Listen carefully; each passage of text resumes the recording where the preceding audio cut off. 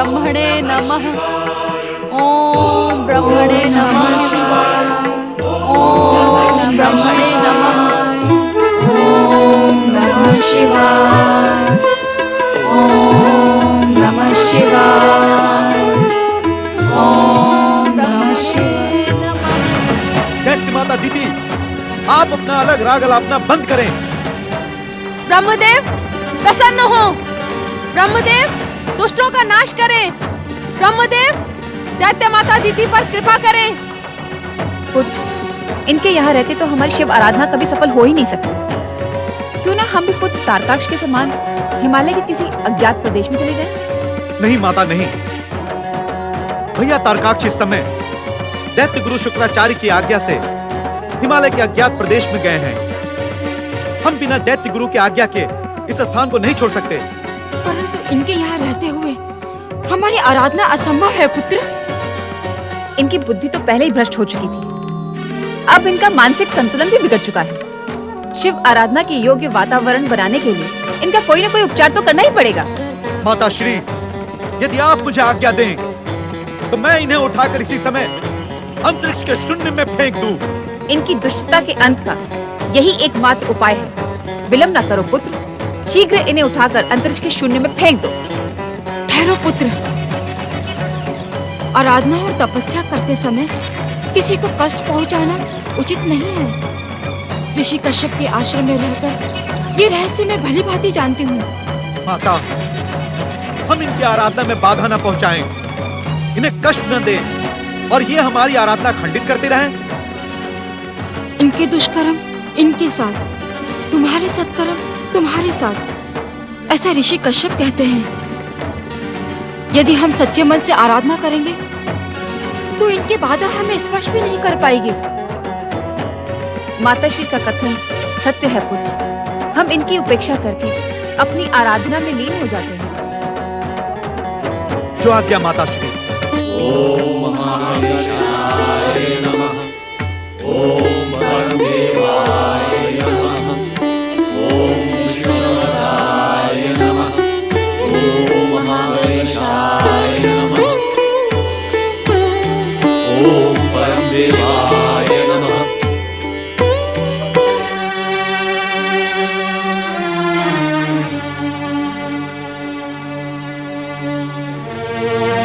पुत्र पवनदेव, परमदेव श्री महागणेश की आराधना की उपेक्षा करना अनुचित है। इंद्र उसी उपेक्षा का परिणाम भुगत रहा है। स्वर्ग से निकलकर इधर उधर भटकता फिर रहा है। देवी अदिति का कथन उचित है। आराधना करते समय मन को अपने आराध्य के चरणों में लीन कर देना ही उचित होता है। यदि तुम्हारा मन इधर उधर भटकेगा तो परिणाम कभी भी तुम्हारे पक्ष में नहीं होगा पवनदेव।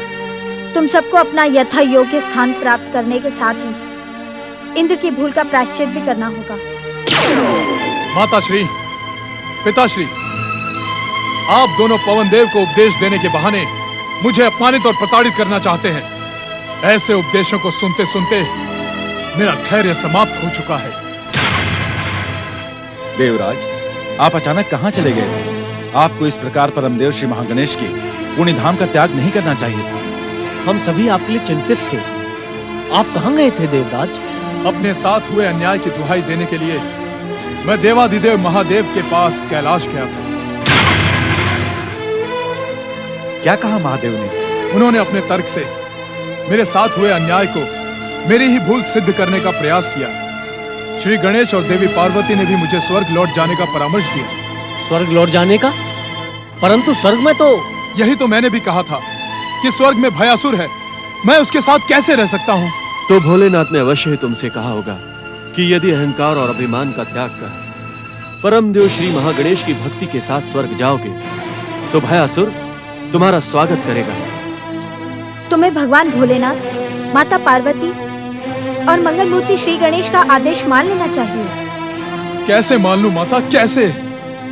तुम्हें भयासुर से भय करने की आवश्यकता नहीं है इंद्र। वो तो परमदेव श्री महागणेश का परम भक्त बन चुका है, हर एक को बंधु भाव से देखता है।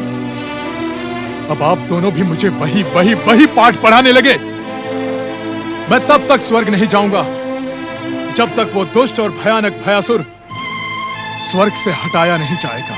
देवराज, यदि आप स्वर्ग नहीं जाना चाहते तो इस पुण्य धाम में बैठकर हम सबके साथ परमदेव श्री महागणेश की आराधना करें। नहीं, मैं उनकी आराधना नहीं करूंगा। तुम यहाँ रहकर परमदेव श्री महागणेश की आराधना नहीं करना चाहते, भगवान शिव के आदेश का पालन नहीं करना चाहते, तो तुम करना क्या चाहते हो?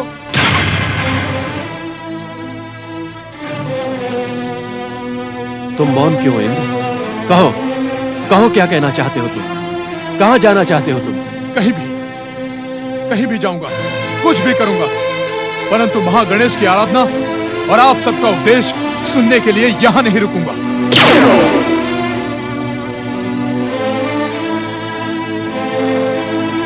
देवी अदिति, ऐसा प्रतीत होता है कि पराजय के क्षोभ ने इंद्र के विवेक और बुद्धि को नष्ट कर दिया है। स्वामी, इंद्र को सद्बुद्धि प्राप्त हो, इसके लिए हमें कुछ ना कुछ करना ही होगा। परम देव श्री महागणेश की आराधना के अतिरिक्त अब हमारे पास कोई उपाय नहीं है देवी। आइए।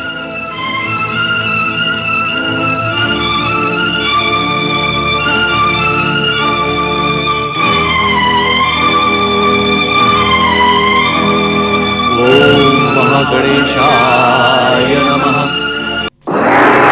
नारायण नारायण नारायण, श्रीमन्नारायण नारायण नारायण। ओम परमदेवाय नमः। श्री महागणेश की आराधना के इन सामूहिक स्वरों ने मेरे मन में श्री महागणेश की भक्ति की अलग जगह दी। ओम महागणेशाय नमः, ओम महागणेशाय नमः। देवर्षि, नारायण नारायण। हे मंगल मूर्ति श्री गणेश, आज आपके अनायासी दर्शन पाकर मैं धन्य हो गया। अनायास? अनायास तो नहीं देवर्षि, आप तो स्वयं ही दर्शन पाने के लिए पुकार रहे थे। मंगल मूर्ति, सत्य तो यह है कि देवी अदिति के आश्रम से आते आराधना के इन सामूहिक स्वरों से मेरा मन महागणेश की भक्ति में लीन हो गया और मैं उन्हें पुकारने लगा। और आपकी पुकार सुनकर मैं तुरंत यहाँ चला आया। अब कहें, आपको क्या कहना है? मंगल मूर्ति, आपने देवराज इंद्र को कैसी विचित्र बुद्धि प्रदान की है। भयासुर से बिना पराजित हुए ही वे अपने आप को पराजित मानकर स्वर्ग छोड़कर भाग निकले, और तो और वे अपने माता पिता का आश्रम त्याग कर वन वन भटक रहे हैं। देवर्षि, आप यहाँ कैसा विचित्र प्रश्न पूछ रहे हैं? नारायण नारायण, विचित्र प्रश्न? ये आप क्या कह रहे हैं मंगल मूर्ति? देवर्षि, परम देव श्री महागणेश किसी को भी भटकने वाली बुद्धि प्रदान नहीं करते। वे तो हर एक के मन में धैर्य, धर्म, भक्ति और विवेक की ज्योति जलाते हैं। नारायण नारायण। देवर्षि, उपेक्षा और भटकाव तो व्यक्ति के अहंकारी मन की उपज होती है। जब किसी व्यक्ति के मन में अपने पूज्य और आराध्य के प्रति निरादर का भाव जन्म लेता है, तब बुद्धि और विवेक उसका साथ छोड़ देते हैं। सत्य वचन गौरीपुत्र, सत्य वचन। देवराज इंद्र स्वर्ग के सिंहासन पर बैठते ही हर एक की उपेक्षा और हर एक का निरादर करने लगते हैं। इतना ही नहीं देवर्षि, देवराज इंद्र स्वर्ग से भागकर देवाधिदेव महादेव, माता पार्वती और मेरे वचनों पर विश्वास नहीं कर रहे हैं। हे गौरीपुत्र, कृपया करके आप मुझे इतना भी बता दें कि देवराज इंद्र की भ्रमित बुद्धि आगे और क्या क्या करेगी। देवर्षि, मैं यहाँ आपके प्रश्नों का उत्तर देने के लिए प्रकट नहीं हुआ हूँ, क्योंकि आपके प्रश्न तो कभी समाप्त होने का नाम ही नहीं लेते। मैं तो यहाँ आपकी आराधना के फल स्वरूप एक विशेष कार्य के साथ यहाँ प्रकट हुआ हूँ। विशेष कार्य? आज्ञा करें मंगल मूर्ति। देवर्षि, क्या आपको तारकासुर के तीनों पुत्रों के नामों का स्मरण है अथवा नहीं? मैं भला उन तीनों के नाम कैसे भूल सकता हूँ? तारकाक्ष, कमलाक्ष और विद्युन्माली। यदि आपको उनके नाम का स्मरण है, तो उनके कारण जन्मी समस्या का भी ज्ञान होगा। तारक पुत्रों के कारण जन्मी समस्या? नहीं नहीं मंगल मूर्ति, मुझे वो सब ज्ञात नहीं है। तारक पुत्रों ने भगवान शिव के सामने एक समस्या खड़ी कर दी है। अब शिव पुत्र होने के कारण वह समस्या मुझे चिंतित कर रही है देवर्षि। हे बुद्धि निधान मंगल मूर्ति, आपकी इन रहस्य भरी बातों का अर्थ मेरी समझ में तनिक भी नहीं आया। कृपा करके आप मुझे सरल शब्दों में समझाएं। देवर्षि, यदि विशेष कार्य के इस रहस्य को दैत्य गुरु शुक्राचार्य ने सुन लिया तो अनर्थ हो जाएगा। हे श्री गणेश, वो तो हमसे बहुत दूर है। देवर्षि, शिव कृपा से दैत्य गुरु शुक्राचार्य दूर रहकर भी किसी की भी बातें सुन सकते हैं। इसीलिए मुझे यह रहस्य आपके कान में बताना पड़ेगा।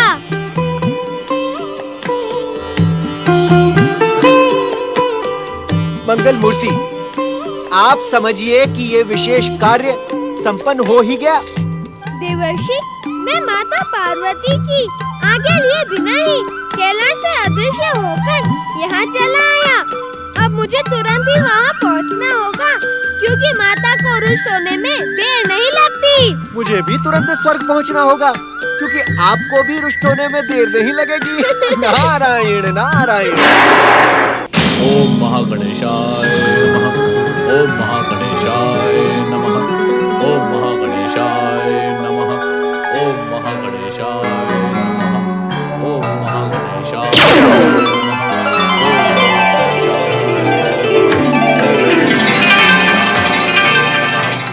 ओम महागणेशाय नमः।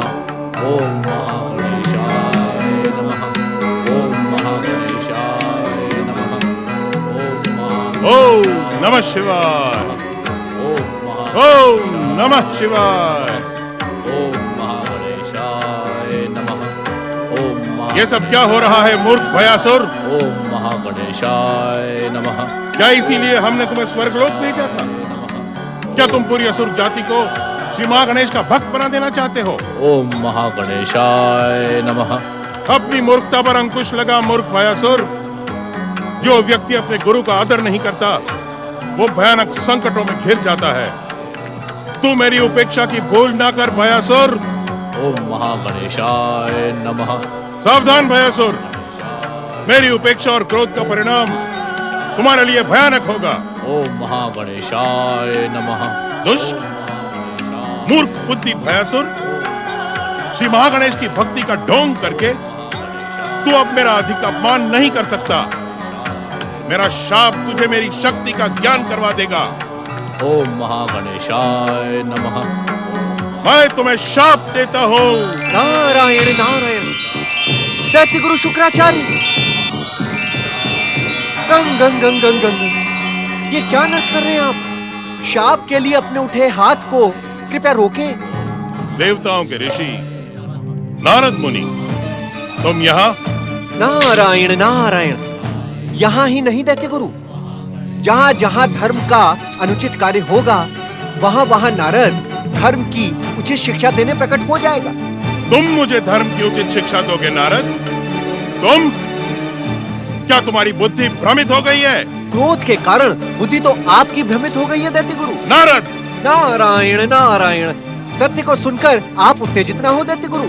परम देव श्री महागणेश के भक्त भयासुर को आप शाप देकर धर्म का अनुचित कार्य ही कर रहे हैं। देवताओं के ऋषि को दैत्यों की विशिष्ट बातों में रुचि लेने का कोई अधिकार नहीं है नारद। अधिकार का प्रश्न ना उठाए दैत्य गुरु। क्यों? जब दैत्य और दैत्यों के गुरु शुक्राचार्य देवताओं की विशिष्ट बातों में हस्तक्षेप नहीं करते तो तुम क्यों कर रहे हो?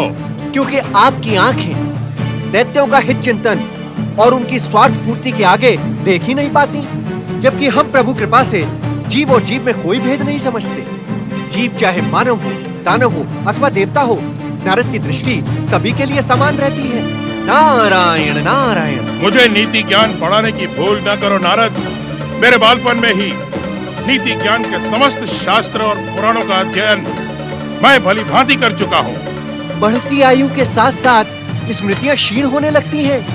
कहीं ऐसा तो नहीं कि बालपन में पढ़ा हुआ नीति ज्ञान अब आप भूलने लगे हैं? अब नारायण नारायण। नारद, तुम अपनी मर्यादा को लांघने जा रहे हो। नहीं नहीं दैत्य गुरु, कृपया मुझ पर क्रोधित ना हो। मैं तो केवल इतना कहने के लिए प्रकट हुआ हूँ कि एक तपस्यारत व्यक्ति को शापित करके आप उसे तनिक भी हानि नहीं पहुंचा पाएंगे, क्योंकि उसकी तपस्या के प्रभाव से आपका शाप उसके ऊपर लगेगा ही नहीं। और हो सकता है कि शाप के दुष्परिणाम से आप अपनी ही शाप शक्ति से हाथ धो बैठे। नीति ज्ञान के इस अध्याय को आपने बालपन में अवश्य पढ़ा होगा दैत्य गुरु। नारद, क्या तुम मेरा पीछा कर रहे थे? कहीं तुम मुझे भ्रमित तो नहीं कर रहे हो? नारायण नारायण दैत्य गुरु, नीति और ज्ञान के आप जैसे विद्वान को भला ये तीन ही नारद कैसे भ्रमित कर सकता है? जैसे आप दैत्यों के ऋषि हैं, वैसे ही मैं देवताओं का ऋषि हूँ। एक ऋषि दूसरे ऋषि की सहायता अवश्य कर सकता है, भ्रमित नहीं। देवर्षि, ये मूर्ख भयासुर मुझे भयानक कष्ट दे रहा है। ऐसा लगता है कि उसकी मूर्खता महान असुर जाति का नाम डुबो देगी। नारायण नारायण दैत्य गुरु, आपका नीति ज्ञान वास्तव में प्रशंसा के योग्य है। श्री महागणेश की कृपा से इस समय आपने अदृश्य होकर मुझे जो अवसर प्रदान किया है, उसने आपके नीति ज्ञान को प्रमाणित कर दिया है। नारायण नारायण। ओम महागणेशाय नमः। नारायण नारायण। भाग्यशाली भयासुर, तुम जिसकी आराधना कर रहे हो, मैं उन्हीं परम देव श्री महागणेश के अवतार गौरीपुत्र श्री गणेश का विशेष संदेश लेकर तुम्हारे पास उपस्थित हुआ हूँ। जय जय श्री महागणेश। बंधु, आप क्षमा कीजिएगा, आराधना की लीनता के कारण मुझे आपके आने का आभास ही नहीं हुआ। अब आप कृपा करके मुझे शीघ्रता से श्री गणेश का संदेश सुना दीजिए। अवश्य भयासुर, अवश्य। कहे देव ऋषि, मैं गौरीपुत्र श्री गणेश का संदेश सुनने के लिए व्याकुल हो रहा हूँ। मित्र भयासुर, गौरीपुत्र श्री गणेश ने मुझे सावधान रहने को कहा था और कहा था कि ये संदेश भयासुर को एकांत में ही सुनाना। जय जय श्री महागणेश। जय जय श्री महागणेश। चकित ना हो देव ऋषि, मुझे गौरीपुत्र श्री गणेश से वरदान प्राप्त है। अपनी इच्छा से मैं जिन्हें प्रकट कर सकता हूँ, उन्हें अपनी इच्छा से अदृश्य भी कर सकता हूँ। अब शीघ्र ही मुझे संदेश सुना है। भक्तराज भयासुर, तुम्हें शीघ्र ही त्रिपुर पहुंचना होगा। त्रिपुर? हाँ, त्रिपुर। तारकासुर के तीनों पुत्रों ने ब्रह्मदेव से वरदान पाकर इन त्रिपुरों का निर्माण दैत्य शिल्पीमय दानव से करवाया है। तुम इन त्रिपुरों को देखोगे तो प्रसन्न हो जाओगे। परंतु इन त्रिपुरों में जाकर मैं क्या करूंगा? मैं तो यहाँ स्वर्ग में अपने आराध्य श्री महागणेश की भक्ति से प्रसन्न हूँ। तुम्हारी प्रसन्नता को मैं भली भांति जानता हूँ भयासुर। भक्ति से अधिक प्रसन्नता किसी भी जीव को किसी अन्य कार्य में नहीं मिल सकती। परंतु गौरीपुत्र श्री गणेश की इच्छा है कि तुम त्रिपुर जाकर तारकासुर के पुत्रों को स्वर्ग आने का निमंत्रण दो। स्वर्ग आने का निमंत्रण? परंतु क्यों? भाई, इस क्यों का अर्थ तो गौरीपुत्र श्री गणेश ही जानते होंगे। मैं तो केवल इतना जानता हूँ कि हर जीव के साथ में तुम्हारा बंधु भाव स्थापित हो, इसीलिए गौरीपुत्र श्री गणेश ने तुम्हें त्रिपुर जाने का संदेशा भेजा है। बंधु भाव? हाँ हाँ हाँ हाँ, गौरीपुत्र श्री गणेश ने मुझे बंधु भाव की शिक्षा भी दी थी। मैं त्रिपुर अवश्य जाऊंगा और तारकपुत्र को स्वर्ग आने का निमंत्रण भी दूंगा। ना ना, निमंत्रण ही नहीं, तुम्हें उनके भीतर स्वर्ग पाने की कामना जगानी होगी। जय जय श्री महागणेश।